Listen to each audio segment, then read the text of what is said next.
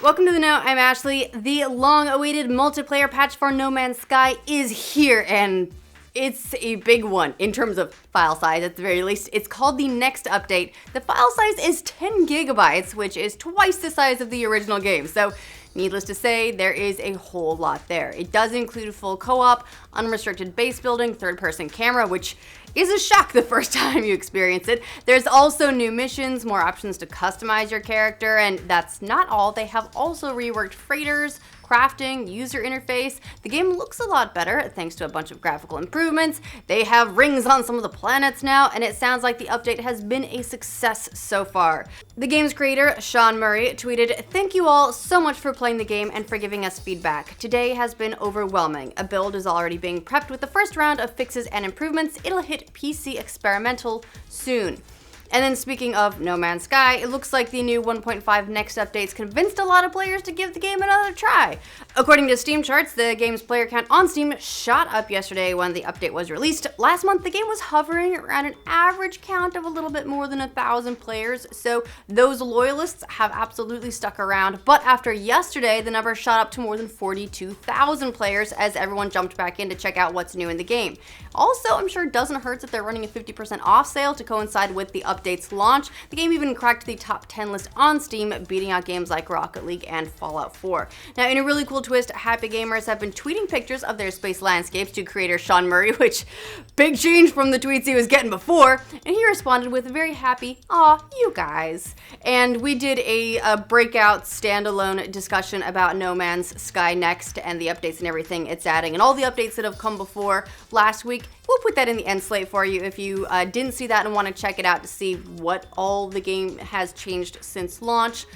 But one of the big comments that we saw was that people didn't want to be paying full price for it because it's been out for 2 years and such. Well, hey, that 50% off thing, it's like they heard you.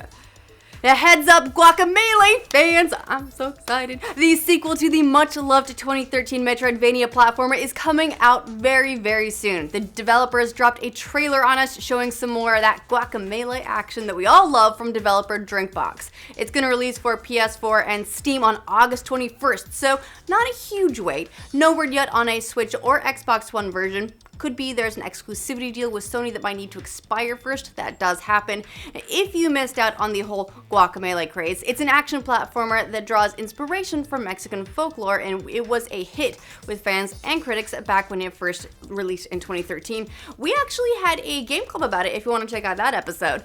Since then, fans have wanted a sequel. Looks like we are finally getting one. I'm so happy. I love that game. It's just so fun and colorful and fun. The new Sonic Mania Plus has hit a milestone for the series. It is the highest rated Sonic game in 25 years after the Switch version scored a 90 on Metacritic. The official Sonic account noted the accomplishment and tweeted, "Thank you for being there with us every step of the way," which, given the usual snark of that account, it says a lot about how much it means. Of course, big ups to the Sonic modding community, which did a ton of work on the game. The last Sonic game to score that high was Sonic CD, which came out all the way back in 1993. Attack of the Fanboys said that Sonic Mania Plus almost perfectly encapsulates what made the original Sega Genesis and CD games so much fun while updating the style so that it feels fresh and new.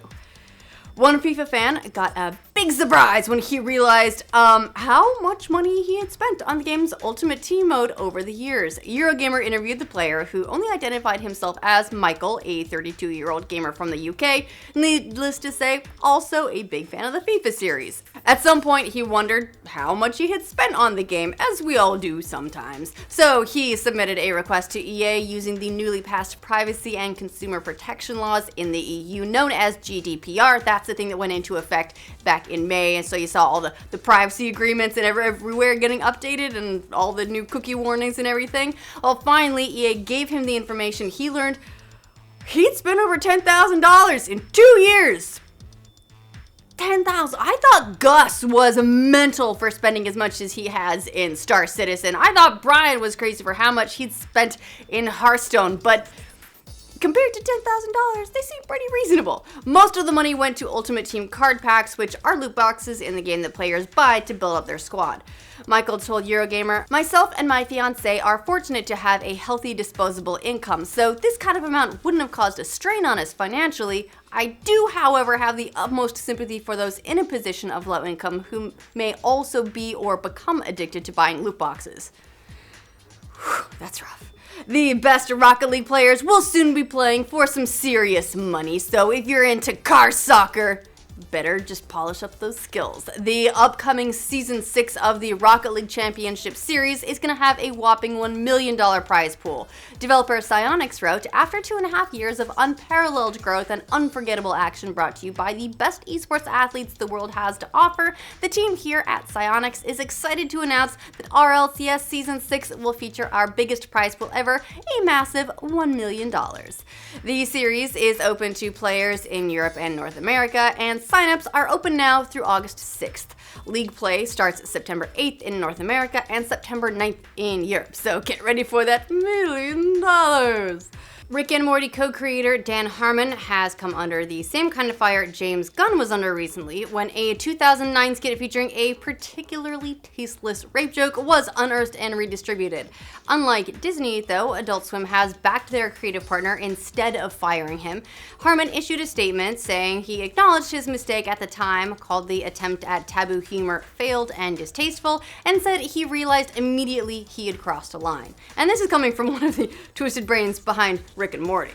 Adult Swim didn't mince words about the old skit being offensive and, quote, "not the type of material we seek out," but they backed Harmon, saying that he recognized his mistakes at the time and apologized. Harmon's not the only comedian in the crosshairs right now. The same groups that went after James Gunn are going after comedians Patton Oswalt, Sarah Silverman, and Michael Ian Black for some of their more offensive jokes. Harmon is still hard at work on the newly ordered 7 seasons of Rick and Morty, so Rick and Morty fans, don't worry.